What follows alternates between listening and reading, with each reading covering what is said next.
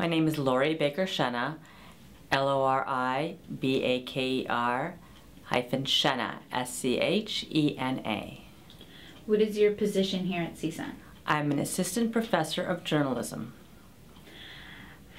How are you related to the Esha Momeni incident? I teach public relations at California State University, Northridge. Esha was a graduate student when I was teaching when I was a professor here teaching, and one of the side effects of having a student trapped in Iran was having the public relations aspect of it, because it was a crisis for the school, because it did not look good for the school to have a student of ours trapped in Iran. The other issue is that we needed to raise awareness to help get her out of Iran, and those two aspects require public relations expertise. Although I'm a teacher here, I'm also a professional, and so I was able to lend my expertise in terms of how to raise awareness about Esha's imprisonment, as well as how to help the school deal with all the media inquiries that were coming in. And again, that's both public relations related. How did the incident affect you personally? It was really troubling because though I never met Esha, as a student, she is one of our family. And it was very scary that she was imprisoned in a very horrible prison, and there was no way we knew if she was ever going to go out. Plus the fact that she was doing a thesis for our graduate program. So we were very closely linked, and I really felt very close to her, even though I'd never met her. I had her poster on my door. I strongly advocated for her. So it really affected me personally. I was very fortunate I was able to get one of my classes together, and as a public relations experience and a teaching moment, we held a candlelight vigil for Esha.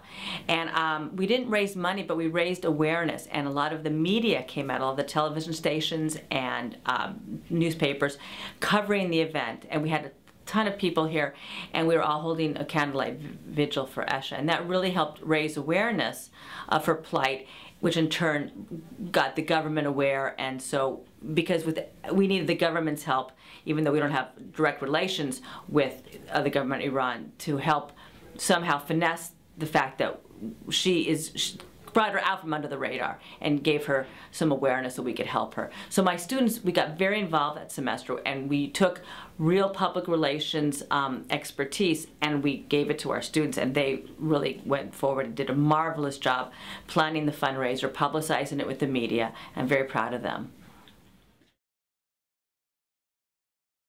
At any point when you were in Evin prison, did you ever feel in danger? You know, in the first 2 weeks, I guess, or even in the first 20 days, I mean, and it was because I didn't know where am I standing. I didn't know how they treat people, and plus my uncle, two of my uncles, they were political activists like 15 years ago, and he was in Evin prison, same prison, for 12 years. And his experience, he was physically tortured, like to some extent that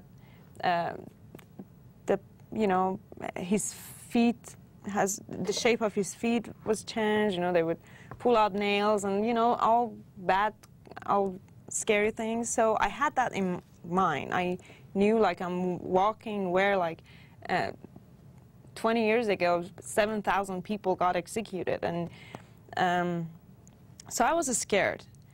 And then for the first 2 weeks, I had that fear with me. But then, you know, when I start feeling like more comfortable, and I thought, oh, I felt like since if they haven't tortured me, they're not going to torture me from here.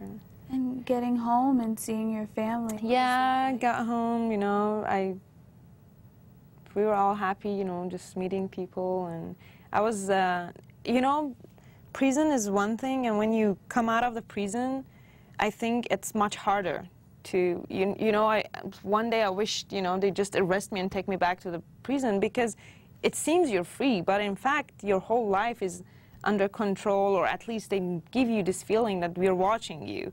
So they would call. I had, when I got released, I had like another interrogation with them, and some you know, scary place, and so it never ends. As long as, and then at one point I had, you know, I told myself that I'm not going to answer their phone calls, I'm not going to meet them anymore.